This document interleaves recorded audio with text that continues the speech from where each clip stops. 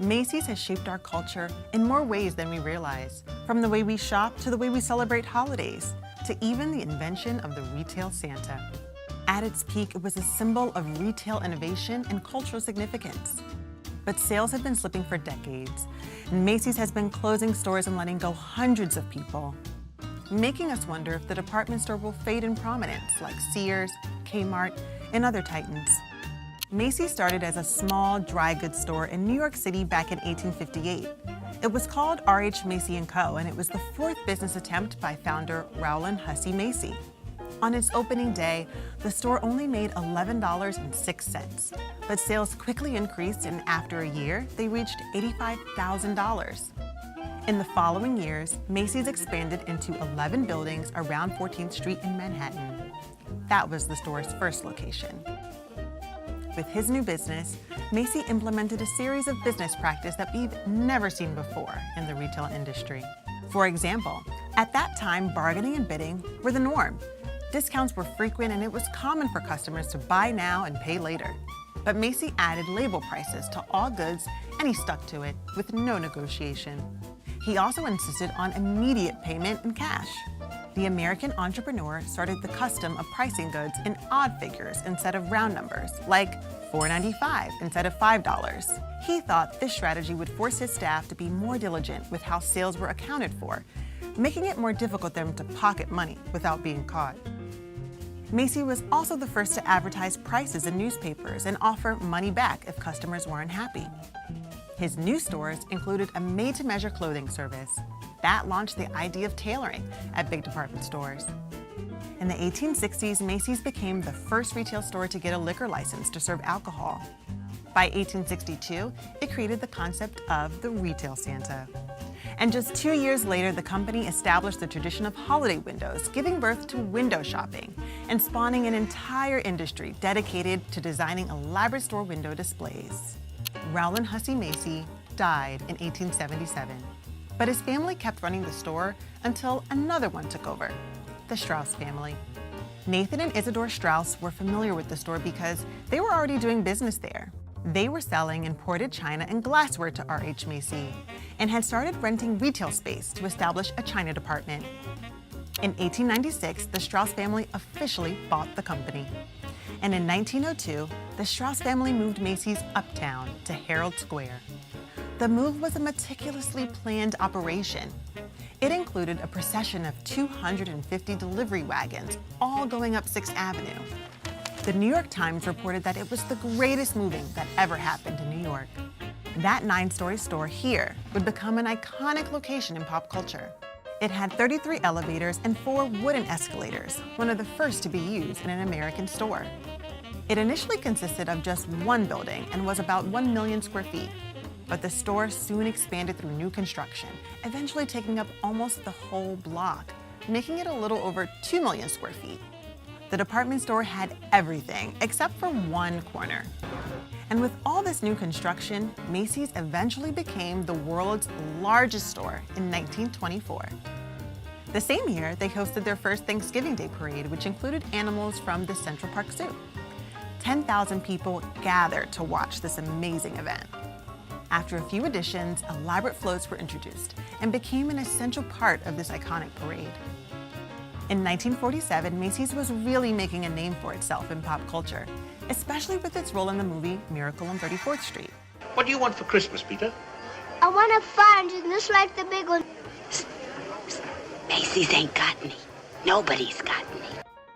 And in 1976, it started its annual 4th of July fireworks show, which continues to this day. Over the years, Macy's continued to scale up, opening regional stores all around the U.S., from San Francisco to Atlanta. Macy's was capitalizing on growth and taking risks by stocking up on lots of inventory. While other stores were being cautious and controlling how much product sat on their shelves, Macy's stores always had product to sell.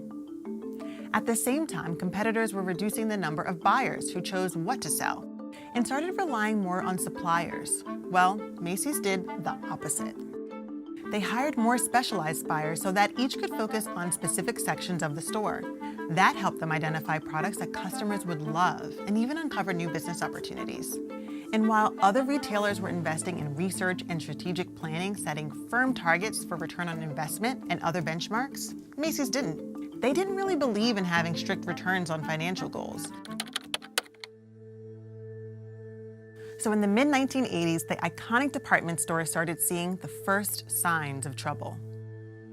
The whole retail industry was experiencing an economic slowdown. But for Macy's, the downturn was worse because they had already had high internal costs. The company was spending a lot of money rolling out more private label products and on ads to attract upscale customers.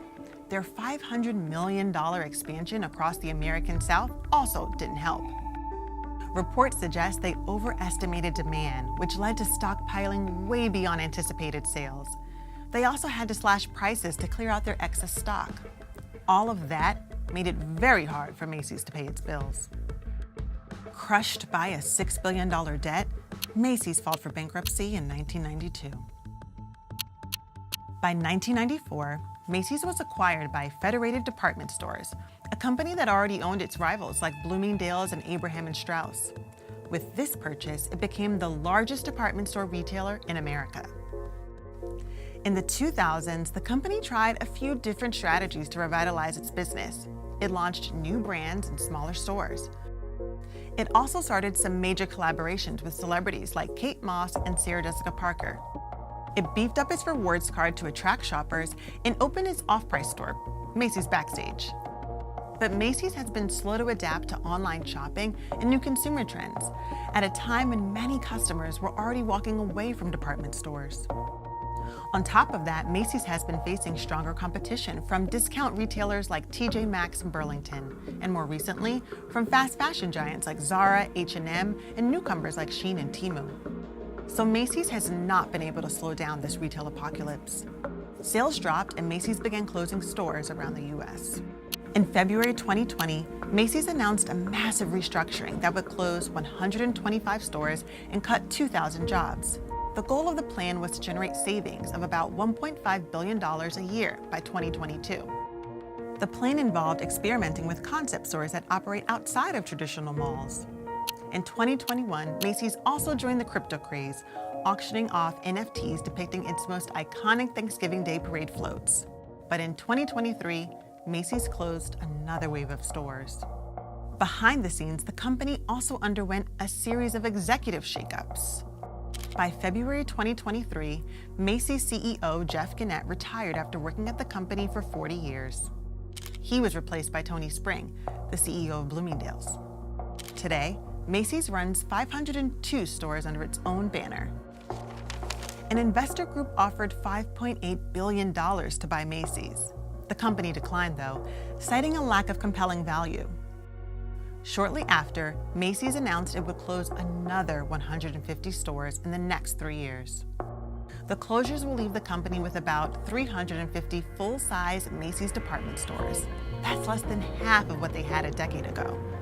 But in March, the same investors returned to Macy's and upped their takeover offer to $6.6 billion. That offer is still under consideration.